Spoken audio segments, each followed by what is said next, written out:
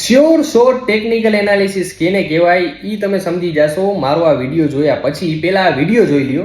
Descending triangle pattern બેરિસ pattern છે એવું ચોપડીઓમાં કહેવામાં આવ્યું છે. હકીકતમાં આ તેજીની પેટર્ન છે, બરોબર. કારણ કે પ્રાઇસને કન્ટિન્યુ નીચેથી સપોર્ટ મળતો હોય છે, એટલે નિફ્ટીનો વ્યૂ કાલ પૂરતો બુલિશ આપણને લોકોને જોવા મળશે. એટલે અહીંથી કાલે અહીં સુધી આપણને 200 પોઈન્ટની મુવમેન્ટ તેજીની જોવા મળી જાય, 850 સુધી તો નવાય નહીં. તો તમે જે આ વિડીયો જોયામાં મેં કીધેલું હતું કે 24,700 બ્રેક થાય કાં તો કે ડિસેન્ડિંગ ટ્રાયેંગલ પેટર્ન બની છે. ડિસેન્ડિંગ ટ્રાયેંગલ પેટર્ન ચોપડીઓમાં ઊંધી ભણાવેલી છે, એમાં એવું કીધું કે આ બેરિશ પેટર્ન છે. તમે જેની આગળ કોર્સ કર્યો હશે એ માણસે તમને આવું જ કીધું હશે. કાં તો કે ભાઈ પોતાના પૈસા લગાડીને ટ્રેડ નથી કરતો એટલે એને આવી ભૂલું કોઈ દી ખબર ના પડી હોય. આવી ભૂલ મને ખબર પડી એટલે જ મેં ડાયરેક્ટ ટ્રેડ નાખ્યો. 24,700 ઉપર એનાલિસિસ મુજબ માર્કેટ જવાનું ચાલુ થયું. મેં ચોખ્ખું કીધું કે 24,850 આજે અડશે ને આજના દિવસમાં 24,850 માર્કેટ અડી ગયું.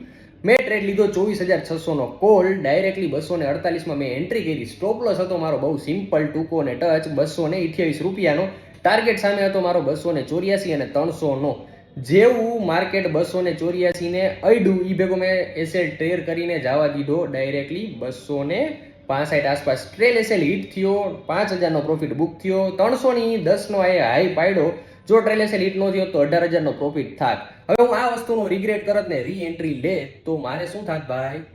અગેન આ પ્રોફિટ જવાના ચાન્સ વધી જાય. કારણ કે ઇન્ડિયા વિક્સ બહુ લો ઉપર છે ને ઇન્ડિયા વિક્સ લો ઉપર હોય એટલે એક જ કેન્ડલ તમને 40 થી 50 પોઈન્ટની બંધી જોવા મળે. એટલે આપણું એનાલિસિસ થાય એ એનાલિસિસ મુજબ ટ્રેડ બન્યો, પૈસા બન્યા, ઘરે લઈ આવો ને પૈસાને વધાવી લ્યો અને ફોલો કરી લો ગ્રોઇન્ડર ગુજરાતીને અવાજ કન્ટેન્ટ માટે.